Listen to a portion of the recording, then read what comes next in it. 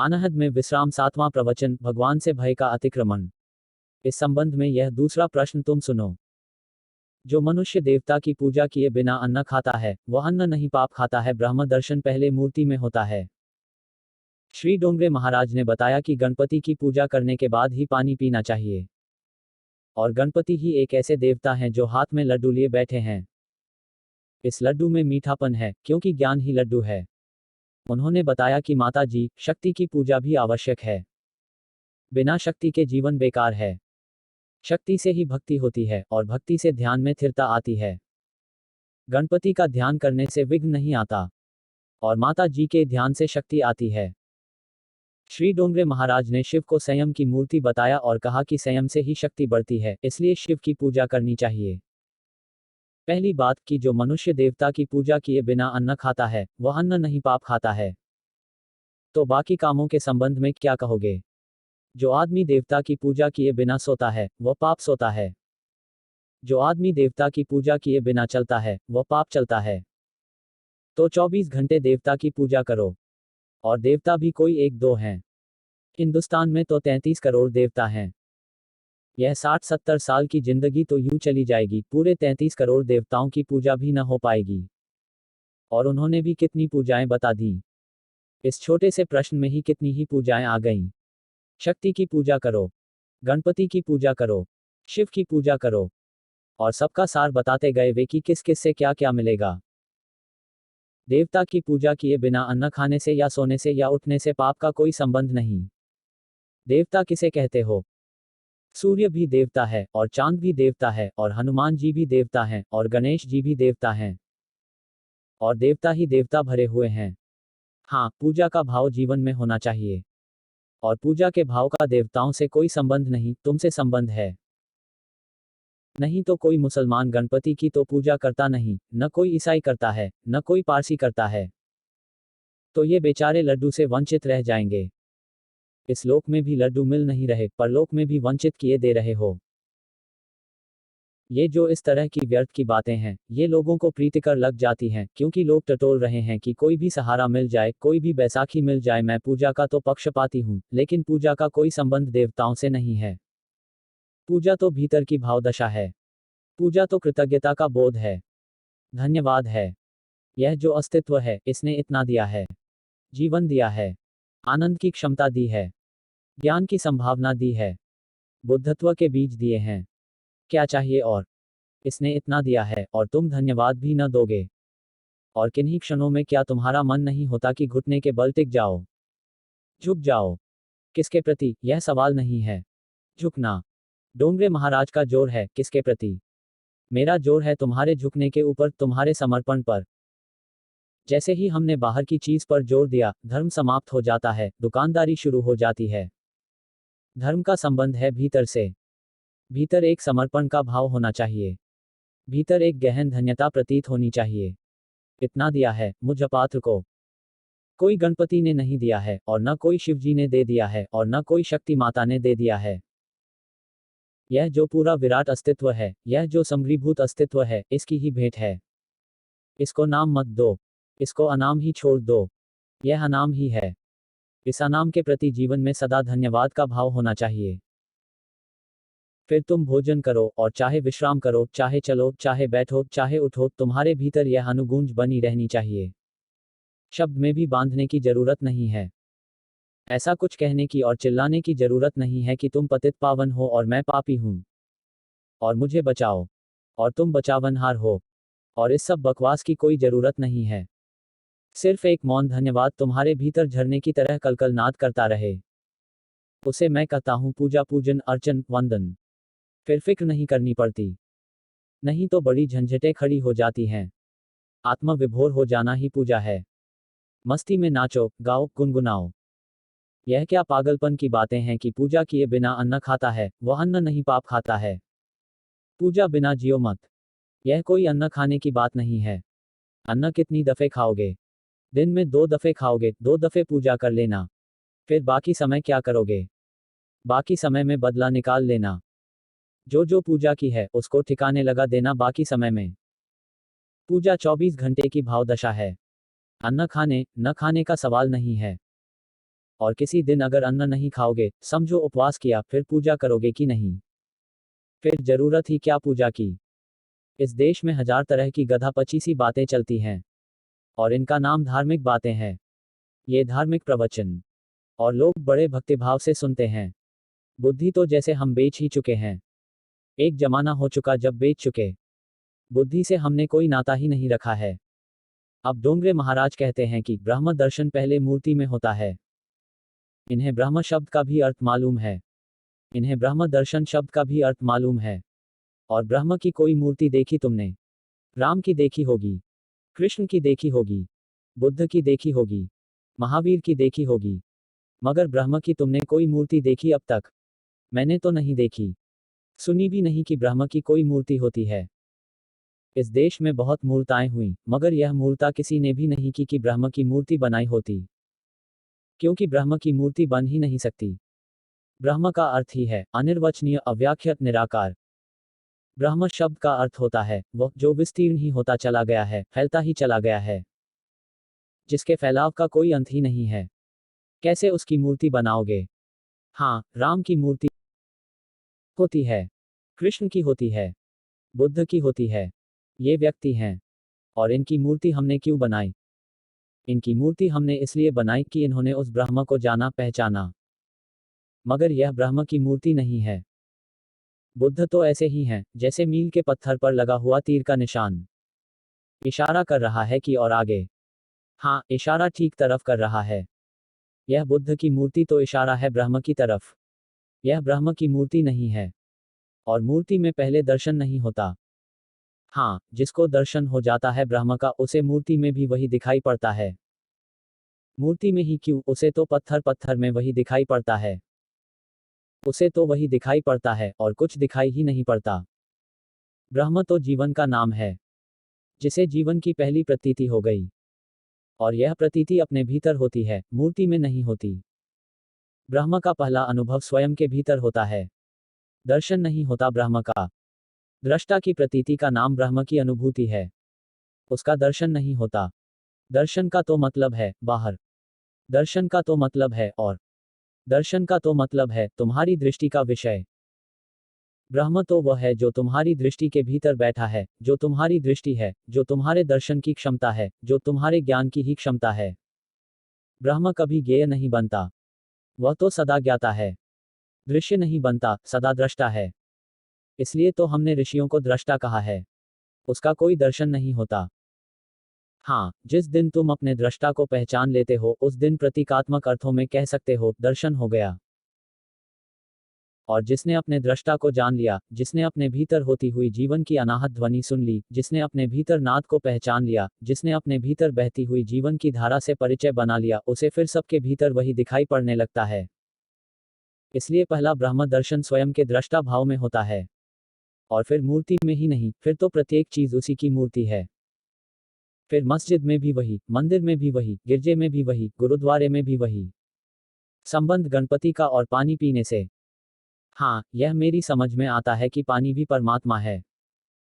यह मेरी समझ में आता है कि भोजन भी परमात्मा है। यही उपनिषद कहते हैं अन्नम ब्रह्म। यह नहीं कहते कि अन्न खाने के पहले ईश्वर की पूजा करनी चाहिए। अन्न ही ब्रह्म है, तो जल भी ब्रह्म है। पूजा क्या करनी? उन्होंने बताया कि माताजी, शक्ति की पूजा भी आवश्यक है। कितनी पूजा करवाओगे भैया? पूजा ही करवाना है, कुछ और भी करवाना है। यह मूर्खपन इस देश में इतना लंबा चला कि लोग पूजा ही करते रहे और सब भूल ही गए। पूजा ही कर रहे हैं। पूजा ही करने में सब गंवाया। न लड्डू बचे, न मिठास बची, न ज्ञान बचा, कुछ भी न बचा। बस पूजा ही करते रह गए। अब हमारी सन्यासिनी है प्रेम शक्ति, उसको समझ लेना चाहिए कि बिना शक्ति के जीवन बेकार है। और बिना प्रेम शक्ति के तो जीवन बिल्कुल ही बेकार है। शक्ति से ही भक्ति होती है। इसको कहते हैं बात में से बात निकालना, बाल की खाल निकालना। कुछ भी बके जा रहे हो। शक्ति से ही भक्ति होती है। सो दंड बैठक लगाओ भैया, शक्ति बढ़ाओ। जब पहले शक्ति होगी तब भक्ति होगी। दंड बैठक लगाओ, मालिश करवाओ, लड्डू खाओ। और भक्ति से ध्यान में स्थिरता आती है। अब ध्यान में भी स्थिरता की जरूरत है। ध्यान का अर्थ ही होता है स्थिरता। ध्यान का मतलब ही है कि सब स्थिर हो गया। इस तरह के लोग जैसे सन्निपात में कुछ बक रहे हों। डोंगरे जी महाराज हैं कि सन्निपात महाराज हैं। गणपति का ध्यान करने से विघ्न नहीं आता, और माताजी के ध्यान से शक्ति आती है। ठीक ही है। पिताजी माताजी दोनों ही को संभाल लेना ठीक है। अरे कोई गड़बड़ न हो जाए। श्री डोंगरे महाराज ने शिव को संयम की मूर्ति बताया, और यह तो गजब हो गया। यह तो आखिरी बात हो गई। शिव और संयम की मूर्ति, और कहा कि संयम से ही शक्ति बढ़ती है। देखते हो, बातों से वे बातें निकाले जा रहे हैं। इसलिए शिव की पूजा करनी चाहिए। शिव और संयम का क्या लेना देना? ऐसे कोई संयमी तो दिखाई नहीं पड़ते। नहीं तो पार्वती के प्रेम में ही क्यों पड़े? और फिर बारात लेकर चले, और बारात देखी। उसमें डोंगरे महाराज जरूर रहे होंगे। वह बारात ही ऐसी थी। उसमें जितने इर्छे तिरछे आदमी सब थे, आड़े टेढ़े। वैसी बारात तो कभी निकली ही नहीं। वह तो गजब की बारात थी, अद्वितीय थी। और फिर जब पार्वती की मृत्यु हो गई, तो कथा यह है कि शिव पार्वती की लाश को लिए 12 साल तक भारत भर में घूमते रहे। यह संयमी का लक्षण। जरा अपने शास्त्रों को तो उठाकर देखो। इतनी मूर्ता तो मूल से मूल आदमी भी नहीं करता। अरे 12 साल की बात कर रहे हो, 12 मिनट नहीं रुकता। इधर पार्वती जी गई कि उसने जल्दी से अरथी बांधी, और मोहल्ले भर के लोग भी सहायता करते हैं कि चलो बेचारा बचा। देर नहीं, जरा देर नहीं करते, एकदम चलते हैं लेकर। ये शिव जी 12 साल तक पार्वती की लाश लिए घूमते रहे, इस आशा में कि जी उठेगी। उसके अंग अंग सड़ गए और गिरने लगे जगह जगह। कथा यही है कि जहां जहां उसके अंग गिरे, वहां वहां एक तीर्थ निर्मित हुआ। सो भारत भर में घूमते रहे। शायद चिकित्सक की तलाश में घूम रहे थे कि उर्ली कांचन आ रहे थे, या क्या कर रहे थे, कहाँ जा रहे थे। सारे भारत में घूमते फिरे 12 साल। जब हाथ में कुछ भी न बचा, जब आखिरी लाश का टुकड़ा भी गिर गया, तब कहीं उनका छुटकारा हो पाया। संयमी। तो फिर उन्होंने, डोंगरे महाराज ने शिव के संबंध में कुछ पढ़ा नहीं। अगर शिव संयमी है, तो ये शिवलिंग सारे देश में क्यों खड़े किए गए हैं? यह संयम का प्रतीक है। अब मुझसे लोग कहते हैं कि मैं गड़बड़ बातें कहता हूं। अब मैं करूं भी तो क्या करूं? आंखें रहते आंखें बंद भी कैसे करूं? जहां देखो वहीं शिवजी विराजमान हैं। और तुम पुराणों में खोजो तो तुम्हें कहानी मिल जाएगी कि यह शिवलिंग क्यों बना। यह इसलिए बना, संयम के कारण। ब्रह्मा और विष्णु दोनों में किसी बात पर विवाद हो गया, और कुछ तय नहीं हो रहा था, तो उन्होंने सोचा कि शिवजी से चलकर निर्णय करवा लें। सो दोनों पहुंच गए, और जैसे द्वारपाल होते हैं, जैसे हमारे संत महाराज अक्सर सोए रहते हैं, मतलब द्वारपालों का काम ही यह है। वे अभी अभी जागे होंगे, सोच रहे होंगे मामला क्या है, क्या मेरी चर्चा हो रही है। द्वारपाल सो रहा होगा, और दोनों भीतर चले गए। और शिवजी प्रेम में संलग्न थे। संभोगातुन समाधि करे। वे संभोग से समाधि साध रहे थे। अब मैं भी क्या करूं? संयमी आदमी समाधि न साधे तो करे क्या? और ये दोनों ब्रह्मा और विष्णु हद निर्लज की वहां खड़े ही रहे। अरे सज्जन आदमी हो तो कम से कम आंखें बंद कर ले, रुमाल बांध ले। मगर वे यूं खड़े रहे टकटकी लगाकर। 6 घंटे तक वे दर्शन करते रहे। और शिवजी तो शिवजी भांग पिए होंगे, उन्हें कहाँ पता। पार्वती बेचारी थोड़ी सकुचाती भी होगी, मगर करे भी तो क्या करे। पति के खिलाफ तो जा भी नहीं सकती। पति यानी परमात्मा। और फिर ये शिवजी, और नाराज हो जाएं, कुछ हो जाएं। सो उसने भी मद्देनजर किया, खड़े रहो दोनों। ये दोनों खड़े रहे, हटे नहीं। ये भी बड़े गजब के लोग। शिवजी भी संयमी, ये भी संयमी। मुफ्त में ही फिल्म देखने मिले तो क्यों न देखें। जब 6 घंटे हो गए, द्वारपाल की नींद खुली। जूते उतरे, देखे बाहर। भीतर पहुंचा, धक्के देकर इनको बाहर निकाला कि बाहर निकलो, कम से कम पूछ तो लेते। वे दोनों गुस्से में आ गए बहुत। देवी देवताओं का काम ही यह, गुस्से में आ जाना। इसलिए तो उनकी पूजा करने को डोंगरे महाराज कहते हैं। भैया पानी भी पियो तो पूजा कर लेना पहले, क्योंकि गुस्से में आ जाएं कि तुमने बिना पूछे पानी पिया। भोजन करो, पहले पूजा कर लेना। कोई गड़बड़ कर दे खड़ी, खासकर गणपति।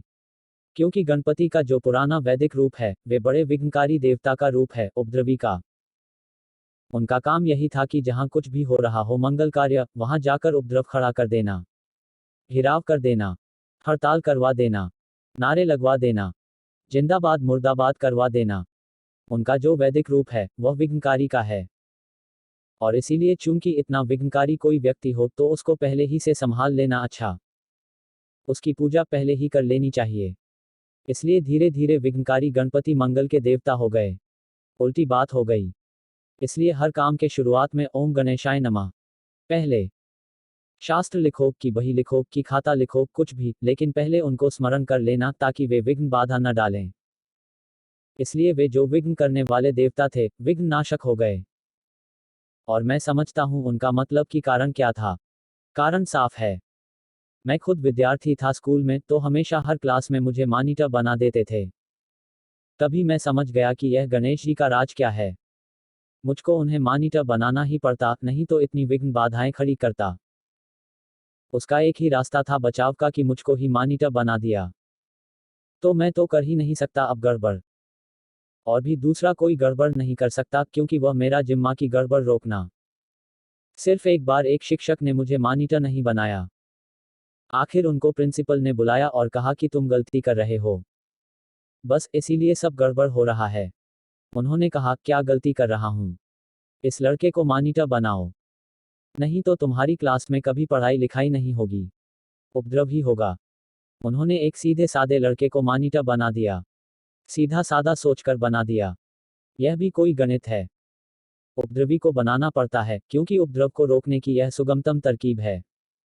वही कथा है पूरी गणपति की। क्यों गणपति इतने आदृत हो गए? उसका कारण यह है कि वे विघ्न उपस्थित न करें। उनसे यह कहना कि आप भर कृपा करना, और सब तो ठीक है, और सबको हम संभाल लेंगे, आप भर अपने को संभालना। तो देवी देवता तो बहुत जल्दी से कुपित हो जाते हैं, क्रोध हो जाते हैं। विष्णु और ब्रह्मा दोनों एकदम नाराज हो गए। उनका अपमान हो गया। एक तो अपमान किया शिव ने कि वे 6 घंटे तक खड़े रहे और उन्होंने देखा ही नहीं। और अपमान किया कि उनकी मौजूदगी में और ऐसा गर्हित कृत्य किया कि संभोग में लगे रहे। न लाज, न संकोच, न शिष्टाचार। यह कोई भारतीय संस्कृति है। इसीलिए तो वे मुझे कच्छ में नहीं आने देते, क्योंकि भारतीय संस्कृति कहीं नष्ट न हो जाए। और मैं तुमसे कह देता हूं, कच्छ जाना ही पड़ेगा। धर्मक्षेत्रे कच्छ क्षेत्रे। अब कुरुक्षेत्र में ही कब तक धर्मक्षेत्र रहेगा? जगह बदलनी भी तो पड़ेगी। नाराज हो गए बहुत कि यह तो बिल्कुल भारतीय संस्कृति के खिलाफ है। तो कुपित होकर अभिशाप दे दिया कि चूंकि तुमने ऐसा दुर्व्यवहार किया है कि हम 6 घंटे खड़े रहे और तुमने हमारी तरफ देखा भी नहीं और हमारे सामने इस तरह का अश्लील व्यवहार जारी रखा, तो हम तुम्हें यह अभिशाप देते हैं कि तुम हमेशा हमेशा तक जन्नेंद्रियों के प्रतीक से ही जाने जाओगे। यह पुराण कथा है। इसलिए शिवलिंग जन्नेंद्रिय उनका प्रतीक हो गया। और तुम कह रहे हो कि शिवजी को संयम की मूर्ति बताया और कहा कि संयम से ही शक्ति बढ़ती है। तुम्हारे देवी देवता, अगर तुम उनकी कथाएं पढ़ो तो देवी देवता कहने योग्य भी नहीं।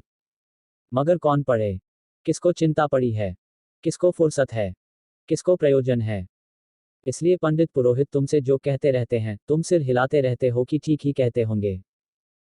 काश प्रत्येक हिंदू वेद को पढ़ ले तो वेद की प्रतिष्ठा समाप्त हो जाए। काश प्रत्येक हिंदू सारे पुराणों को पढ़ ले। भारत की प्रतिभा को नष्ट कर दिया इस तरह के लोगों ने। इस तरह के लोगों से इस देश की मुक्ति चाहिए। मगर ये हैं तुम्हारे ऋषि मुनि, ये हैं तुम्हारे धर्मगुरु, यही तुम्हें मार्ग दिखाते हैं। इसलिए मैं लगता हूं कि अधार्मिक हूं। लगता हूं कि मैं तुम्हें धर्म से च्युत कर रहा हूं। मैं सिर्फ तुमसे स्पष्ट वही कह देना चाहता हूं, जो है, जैसा है। अगर चाहते हो कि इस देश में धर्म का पुनरोदय हो तो तुम्हें धर्म के नाम से चलने वाला सारा कूड़ा करकट होली की तरह जला देना होगा। रावण को बहुत जला चुके तुम। अब अपने धर्म के कूड़ा करकट को जलाना शुरू करो। रावण तो जल चुका, खत्म हुआ। अब रावण को क्या बार बार जला रहे हो? अब तो छांटो अपने शास्त्रों में से उस सब कचरे को जिसकी वजह से इस देश का पतन हुआ है, और जिसके कारण तुम अंधों की तरह दीन दरिद्र, दुखी, भूखे, गुलाम, मानसिक रूप से गुलाम, आध्यात्मिक रूप से गुलाम। आज पृथ्वी पर तुमसे ज्यादा बुरी अवस्था किसी की भी नहीं है। मगर तुम्हें अकड़ है। तुम सोचते हो कि तुम बड़े धार्मिक, क्योंकि तुम गणेशोत्सव मनाते हो, काली की पूजा करते हो, शंकर जी की पूजा करते हो, हनुमान जी की पूजा करते हो। इन सब पूजाओं से धर्म का कोई भी संबंध नहीं है। धर्म का संबंध है शांत होने से, मौन होने से, शून्य होने से। तुम्हारे भीतर शून्य का आकाश पैदा हो तो ब्रह्म का अनुभव होगा। और वह अनुभव सारे अस्तित्व को आह्लाद से भर देगा। जीवन तुम्हारा रसमय हो जाए तो ही जानना कि तुम धार्मिक हो। बस परमात्मा की एक ही व्याख्या मुझे पसंद है, रसो वैसा। वह रसरूप है। आज इतना ही। अज्ञानी अरुण, मोबाइल नंबर 8960163251।